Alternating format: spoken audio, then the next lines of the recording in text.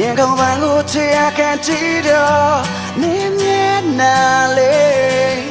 ညှိုလိုက်တွေ့လို့နေငါစကားချစ်တယ်လို့ပြောနေပါတယ်နေအောင်နဲ့အောင်မင်းရပွဲနာခါတဲ့လားလို့ရှိစရလေ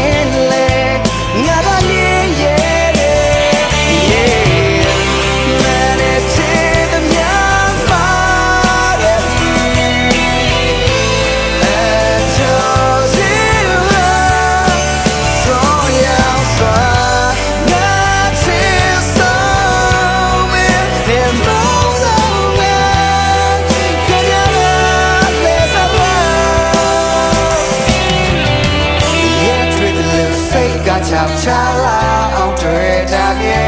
ကံတရားချွေလို့ချင်များတယ်ရင်ဘက်ရှိမှဒါနဲ့ထောက်